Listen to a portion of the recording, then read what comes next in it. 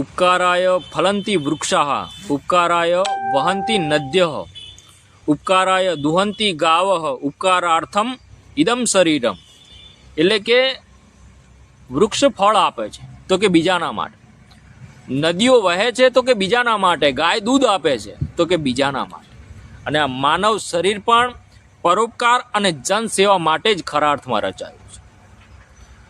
જે જીવન માત્ર પોતાના માટે જીવાય એ જીવન નથી સાહેબ, અને જે જીવન એ બીજાના કામમાં આવે એ જ સાચું નેતૃત્વ.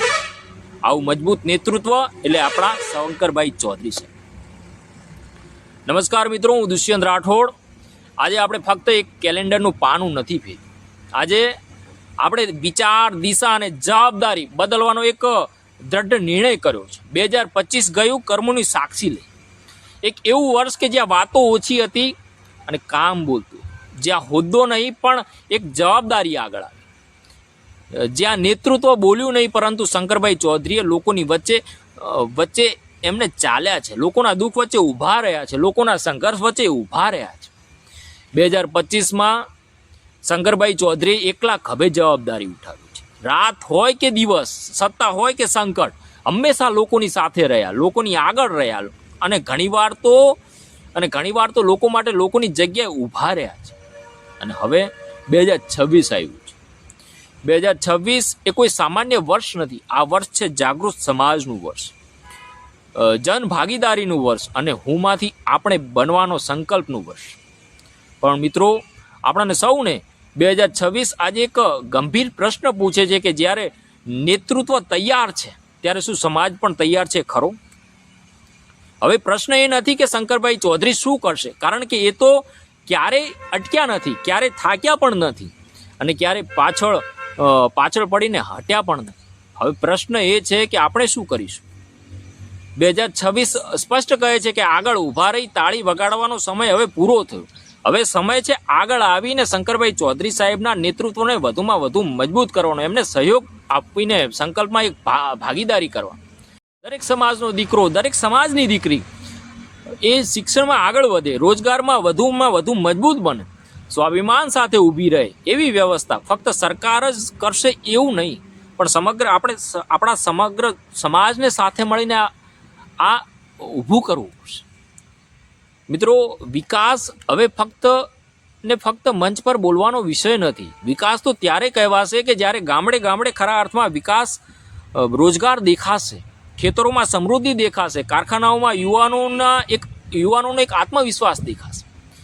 એવો વિકાસ કરવો છે કે દેશ પરદેશમાંથી લોકો કહે કે આ વિસ્તાર જો અહીં વિકાસ ખરા અર્થમાં બોલે છે. અને આ વિકાસ પાછળ શંકરભાઈ ચૌધરીની દૂરદર્શી નજર છે. અને આજે હું તમને એક બહુ ગંભીર વાત કહું છું તો સમાજને ભાષણ નહીં પણ ખભો જોઈએ છે. એક એવો ખભો કે જે સત્તાનો નહીં પણ સંવેદનાનો હોય, એક એવો ખભો કે જેના ખભા પર માથું મૂકીને રડીએ ને તો સાહેબ આપણું જે દુઃખ છે ને અડધું ત્યાં ને ત્યાં ઓછું થઈ જાય. અને મિત્રો, આવો મજબૂત ખભો કોઈ એક કલ્પના નથી. આવો ખભો એટલે આપણા શંકરભાઈ ચૌધરી સાહેબ. મિત્રો, જે દુઃખમાં દિવાલ બને, સંકટમાં સબળ બને અને નિરાશામાં આશા બને, એક એવો ખભો કે જે સલાહ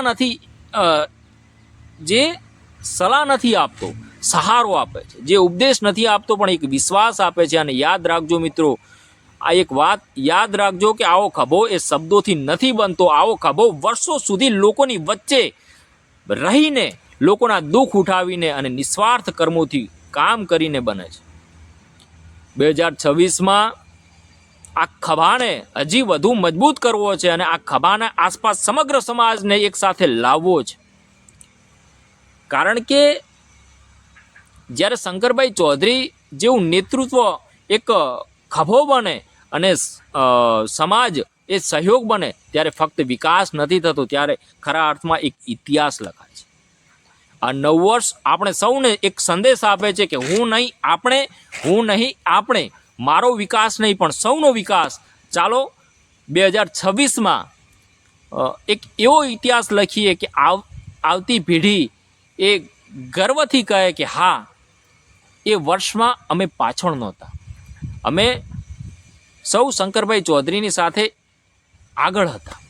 અને છેલ્લે સાહેબ માટે એટલું કહેવાનું મન થાય કે હોદ્દો નહીં હાથની ઉષ્મા ઓળખ બની, હોદ્દો નહીં હાથની ઉષ્મા ઓળખ બની, દુઃખમાં ગભે મુકાયેલ એક હાથ હજારો શબ્દોથી મોટી વાત બની. ખૂબ ખૂબ ધન્યવાદ સાહેબ આપનો.